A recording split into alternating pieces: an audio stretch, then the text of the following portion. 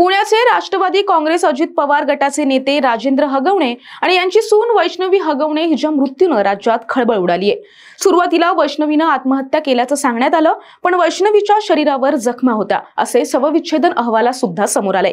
तसंच वैष्णवीची एक कथित ऑडिओ क्लिप सुद्धा व्हायरल झाल्यानं या प्रकरणाला एक वेगळंच वळण मिळालं। या प्रकरणी वैष्णवीचा पती, सासू, नणंद यांना अटक करण्यात आली आहे आणि त्यांच्या पोलीस कोठडीत 26 मे पर्यंत वाढ करण्याचे आदेश पुणे न्यायालयाने दिले आहेत। तर दुसरीकडे वैष्णवीच्या प्रकरणातील 7 दिवस पोलिसांना हुलकावणी देणारे राजेंद्र हगवणे आणि त्यांचा मोठा मुलगा सुशील यांना पोलिसांनी अखेर बेड्या ठोकल्यात।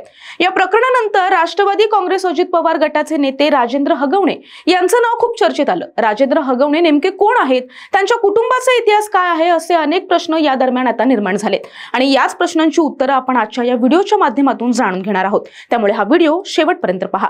पण त्याआधी तुम्ही चॅनलवर नवे असाल तर आधी चॅनलला सबस्क्राइब करा, व्हिडिओला लाईक करा आणि शेअर करायला सुद्धा अजिबात विसरू नका। नमस्कार, मी शुभांगी, कॅमेरा मागे आहे मनोज मांडवकर आणि तुम्ही पाहत आहात घेऊन टाक।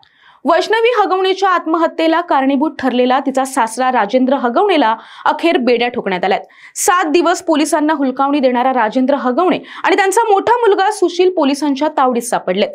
फरार असताना हगवणेचे कारनामे आश्चर्यचकित करणारे आहेत, कारण या दरम्यान ते मटणावर ताव मारत होते, महागड्या गाड्यांमधून फिरत होते, फार्म हाऊसवर मजा करत होते। हे प्रकरण समोर आल्यानंतर आणि त्याची भरपूर चर्चा झाल्यानंतर उपमुख्यमंत्री अजित पवार यांनी या प्रकरणी मोठी कारवाई सुद्धा केली आणि राष्ट्रवादी काँग्रेस पक्षाचे कार्यकर्ते राजेंद्र हगवणे यांची पक्षातील सर्व पदांवरून हकालपट्टी करण्यात आली आहे। आता स्वतः श्रीमंत असून पैशासाठी सुनेचा छळ करणारा, राजकारणात असून सुद्धा बक्कळ पैसा असून सुद्धा पैशासाठी सुनेला मारणारा, सुनेच्या आत्महत्येला जबाबदार असलेला हा राजेंद्र हगवणे नेमका आहे तरी कोण, हे सगळ्यांना जाणून घ्यायचंय आणि त्याचीच कुंडली आज आपण आजच्या या व्हिडिओच्या माध्यमातून पाहणार आहोत। पाहूयात नेमका हा राजेंद्र हगवणे कोण आहे। राजेंद्र हगवणे यांचे वडील तुकाराम हगवणे हे मूळचे मुळशी तालुक्यातील भुकुम गावचे होते। पैलवान म्हणून अख्ख्या पंचक्रोशीत त्यांची ओळख होती। त्यानंतर राजकारणातही त्यांनी त्यांचा दबदबा निर्माण करायला सुरुवात केली। 1980 साली ते पुणे झेडपी सदस्य म्हणून निवडून आले आणि नंतर सभापती सुद्धा झाले आणि मग वडिलांच्या पावलावर पाऊल टाकत राजेंद्र हगवणे सुद्धा राजकारणात सक्रिय झाले। 2004 साली राष्ट्रवादीच्या तिकिटावर राजेंद्र हगवणे यांनी मुळशी मतदारसंघातून विधानसभेची निवडणूक लढवली। या निवडणुकीत सेनेच्या शरद ढमालेंनी त्यांचा दारुण पराभव केला। यावेळी ते राष्ट्रवादीचे तालुकाध्यक्ष सुद्धा होते। पुढे त्यांनी जिल्हा मध्यवर्ती बँकेची निवडणूक लढवली, पण तिथेही त्यांचा पराभवच झाला। पण पराभूत होऊन सुद्धा त्यांनी आपल्या राजकीय ओळखीच्या जोरावर मुळशी पट्ट्यात आपल्या नावाचा दबदबा कायम ठेवला आणि या दरम्यानच्या काळात शेती आणि दुधाचा मूळ व्यवसाय करत असतानाच जमिनीचे व्यवहार, कंत्राटावर मोठमोठी कामे घेण्याचा व्यवसाय तेजीत आला। दरम्यान आपल्या राजकीय ताकदीच्या आणि ओळखीच्या जोरावर त्यांचा लोकांना धमकवण्याचा धंदा खुलेआम सुरू असायचा आणि म्हणूनच आताही वैष्णवीच्या आई वडिलांना हगवणेपासून भीती वाटते। हगवणेच्या अख्ख्या खानदानाला आपल्या पैशाचा इतका माज होता की आपल्या संपत्तीचं ते ओंगळवाणं प्रदर्शन मांडायचे, इतकं की आपल्या घरातल्या बैलासमोर या हगवणे कुटुंबानी चक्क गौतमी पाटीलला सुद्धा नाचवलं होतं।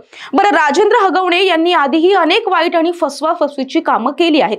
त्यांनी स्वतःच्याच वडिलांचं खोटं मृत्यूपत्र बनवून संपत्ती आणि त्यांची सगळी मालमत्ता हडपण्याचा प्रयत्न सुद्धा केला होता, पण त्यांचा हा डाव फसला होता। दुसरीकडे राजेंद्र हगवणे यांचे दोन्ही मुलं शशांक आणि सुशील आणि मुलगी करिश्मा यांच्याकडे पिस्तूल असल्याची सुद्धा माहिती आता समोर आली आहे। राजेंद्र हगवणे यांच्या आत्याच्या आरोपांबद्दल बोलायचं झालं तर त्यांच्या संपूर्ण कुटुंबावर सुनेच्या पैशासाठी छळ आणि शारीरिक आणि मानसिक अत्याचार केल्याचा आरोप आहे। ज्यांनी पैसे, मालमत्तेसाठी आपल्या वडिलांना सुद्धा सोडलं नाही, त्यांच्याकडून सुनेशी चांगलं वागण्याची काय अपेक्षा करणार? पैशाच्या हव्यासा पोटी एक माणूस म्हणून वागायला आणि माणुसकी दाखवायला ते कदाचित विसरले, पण त्यांच्या कुटुंबामुळे ज्या निष्पाप वैष्णवीचा जीव गेला, तिला आणि तिच्या कुटुंबाला न्याय मिळावा हीच अपेक्षा आहे। व्हिडिओला लाईक करा, शेअर करायला अजिबात विसरू नका आणि हा व्हिडिओ तुम्ही शेवटपर्यंत पाहिलात त्याबद्दल खूप खूप धन्यवाद।